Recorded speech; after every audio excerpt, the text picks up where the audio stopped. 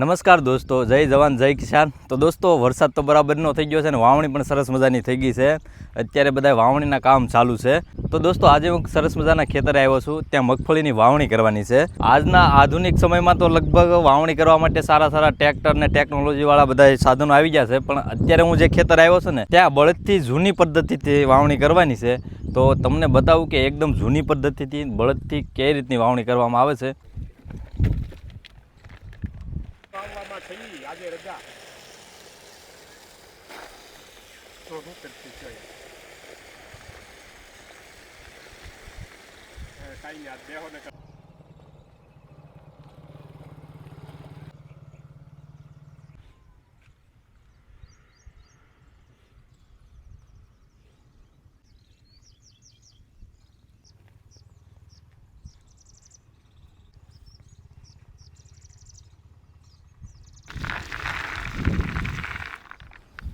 તો મિત્ર જો આને માણું કહેવાય અમારા ગામડાની ભાષામાં। પછી આ વોણી, પછી આ દાંડવા, આમાંથી આ બી નાખો એટલે બી આમાં થઈને અહીંયા દાંતે સડે અને આમાં પડે હેઠે, બરાબર। અને એ હું બતાવી દઉં તમને। તો આ રીતે દાણા જેટલા જરૂર પ્રમાણે એટલા ઓરવાના। પછી આ દંતા, આ છે એ ધોંહરું છે। પછી આ જે છે એ અમારું હાથીનારાયણ છે, બરાબર। આ અમારી રાહસ્યો। પછી કહેવાનો મતલબ એવો કે સાહ સીધો રાખવાટું થઈને હાથની અમારે તો પ્રેક્ટિસ હોય, પણ એક હાથે બી લેતું જવાનું, બળજોય રાખતો જવાનો સાહે, અને સાહ સીધો કરતો જવાનો। તો આ બી છે એ એક જ સરખું મુઠ્ઠીમાં પડતું જવું પડે, વારાફરતી, અને રાશે તે, અને બળજો સાહ સૂકવો ન પડે। જો આ સાહ અત્યારે મેં પાડીને હું આવ્યો, હવે આ સાહમાં બતાવજો કે સાહ સીધો છે કે વાંકો છે એમ, બરાબર।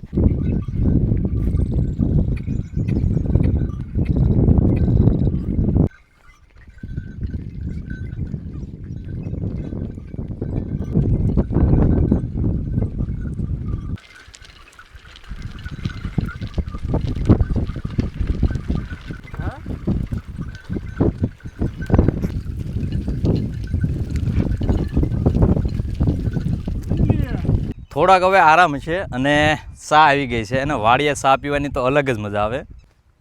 ખેતરના શેઢે બધા બેસી ગયા છે, અને જો આ ગરમા ગરમ ચા।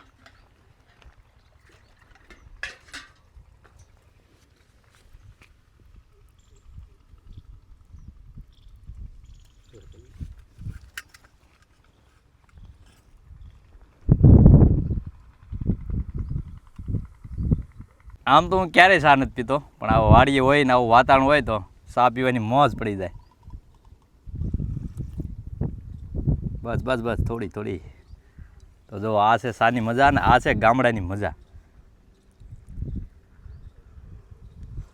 અત્યારે આ રીતની મગફળીની વાવણી થતી જાય છે, અને જો એટલું હોવાનું છે, અને જો આમાં આ રીતનું મગફળીનું બિયારણ પડતું જાય ચામાં, અને પછી આની ઉપર આપણે રપટો હાંકીએ અને આ બધા મગફળીના બિયારણને બૂરી દેવાનું। મગફળીનું બિયારણ જો આ રીતનું શામાં પડતું જાય, અને પછી આની ઉપર રપટો હાંકી નાખશે એટલે આ બધું બિયારણ બુરાઈ જાય અને વ્યવસ્થિત ઉગી જાય।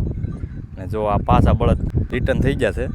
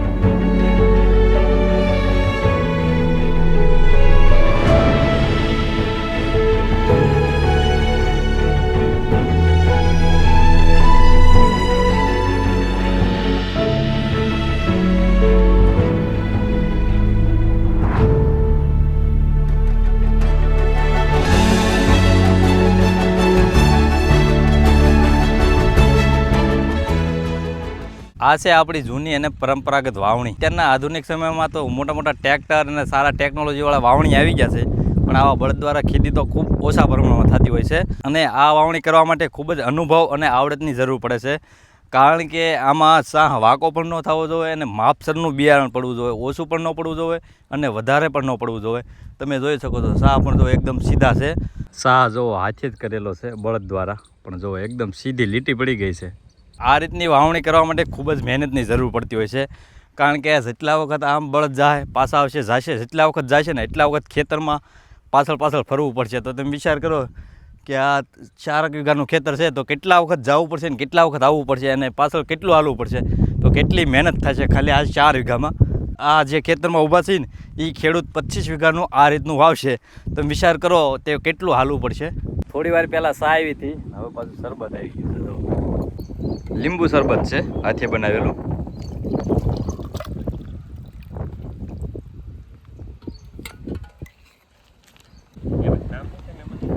મારું નામ મહેશ.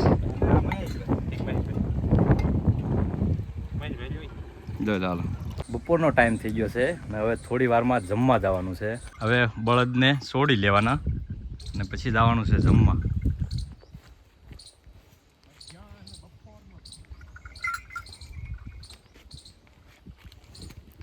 જો આને ધોંસરું કહેવાય, ધોંરું અમારું દેશી ભાષામાં. અને આને કહેવાય વાવણીઓ ઓરણી અને આને દંતાળ કહેવાય. તો બળદને છોડી નાખ્યા છે. બળદને બાંધી દેવાના. હવે 2 કલાક આરામ અને બધા હવે ખેડૂત જમી આવશે.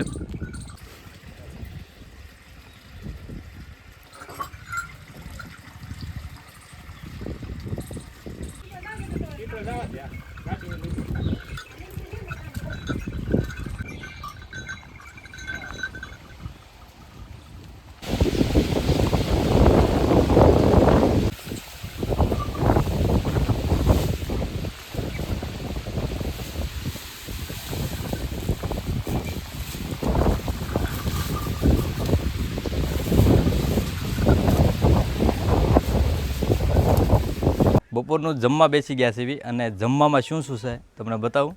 જમવામાં જો કેટલી બધી આઈટમ છે.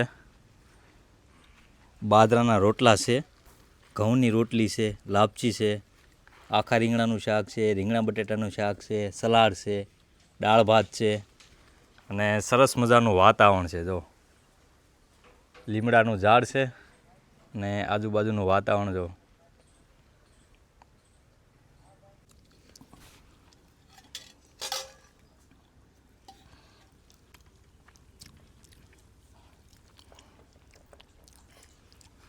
જમવા બેસી ગયા છે અને લીમડાનું સરસ મજાનું ઝાડ છે અને લીમડાની નીચે જ જમવા બેઠા છે. એને આ ભાઈઓએ કેટલી મહેનત કરી તમે વિડીયોમાં જોયું. અને અત્યારે જો સ્વાદિષ્ટ દેશી જમવાનું બનાવ્યું છે. બાજરાના રોટલા, લાપસી, ઘઉંની રોટલી, દાળ ભાત, આખા રીંગણાનું શાક, રીંગણા બટેટાનું શાક, સલાડ, ઠંડી ઠંડી છાશ, એવું સરસ મજાનું જમવાનું છે. અને સરસ મજાનું વાતાવરણ છે ગામડાનું એકદમ દેશી. અને આ છે ગામડાની અસલી મજા. આ મજા કદાચ તમે મોટી મોટી હોટલોમાં જશો ને તો આ જમવાની મજા ન્યા નહીં આવે. કીધું ભાઈ 2 ટ્રેક્ટર લાવ્યા. હા આપણી હારો સહાય હાલ્યા હીરાભાઈ. મહેમાનોને માન કે કલ ફરીને દીધા નહીં.